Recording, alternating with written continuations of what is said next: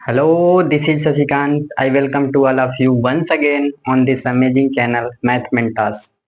तो जैसा कि आज के इस लेक्चर में हम क्लास 12th के न्यूमेरिकल के बारे में डिस्कस करेंगे।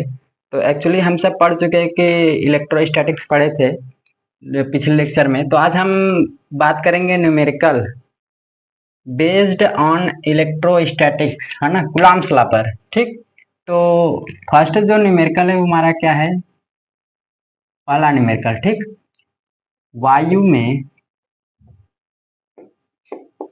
3.2 इंटू 10⁻⁻15 मीटर की दूरी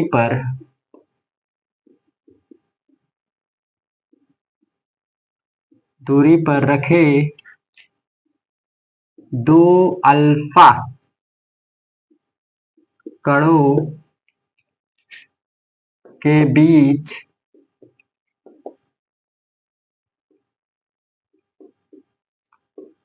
कूलॉम्ब बल की गणना कीजिए। ठीक, तो हमें निकालना क्या है, इलेक्ट्रोस्टैटिक फोर्स, है ना, कूलॉम्ब बल, है ना, बल की गणना करना है और बल निकालना किनके किनके बीच है। तो हमने एक इलेक्ट्रोस्टैटिक्स में कूलॉम्ब्स लॉ पढ़े थे और वो कूलॉम्ब्स लॉ क्या बताता है कि जो फोर्स ऑफ अट्रैक्शन होता है वो दोनों चार्ज के डायरेक्टली प्रोपोर्शनल होता है, यानी फोर्स जो होता है वो चार्ज पर डिपेंड करता है।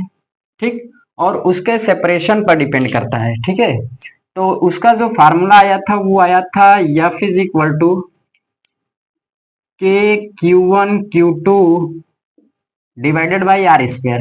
ठीक, Q1 क्या है, चार्ज है, और Q2 भी चार्ज है, और दोनों चार्ज एक दूसरे से आर डिस्टेंस पर रखे हैं। ठीक, तो यहाँ पर दो चार्ज है हमारे पास और दोनों चार्ज जो है वो अल्फा कण है। ठीक, लेट सपोज एक अल्फा कण यहाँ पर है और एक अल्फा कण यहाँ पर है। ठीक, ये हमारा एक अल्फा कण है और ये एक अल्फा कण है। ठीक, दोनों पर चार्ज सेम होता है। ठीक है, और अल्फा कण पर जो चार्ज होता है वो कितना होता है, चार्ज, है ना, आवेश। अल्फा कण पर आवेश कितना होता है, अल्फा कण पर आवेश, ठीक, कितना होता है, वो 2 इलेक्ट्रॉन के बराबर होता है।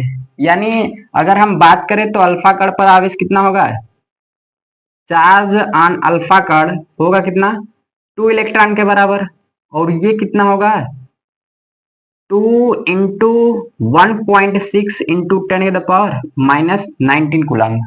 ठीक, और ये कितना हो जाएगा, 3.2 इंटू 10⁻⁻19 कूलम। तो हमें निकालना क्या है, फोर्स, है ना, बल निकालना है। तो हम निकालेंगे F इज इक्वल टू कितना, के Q1 Q2 by are square. के की वैल्यू कितनी होती है, 1/4 pi epsilon not Q1 Q2 बटे आर स्क्वायर।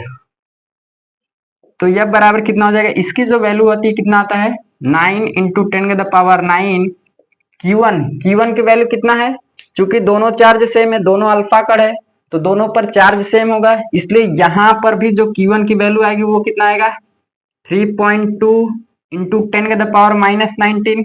यहाँ पर भी जो चार्ज आएगा Q2 की वैल्यू वो भी इतना आएगा। तो उसको कुछ हम इस प्रकार से लिख दे रहे हैं, 3.2 इंटू 10⁻⁻19 का होल स्क्वायर। ठीक, डिवाइडेड बाई ये डिस्टेंस, है ना, आर स्क्वायर। आर की वैल्यू कितना है, एक दूसरे से कितनी दूरी पर रखे हैं, 3.2 इंटू 10⁻⁻15 मीटर।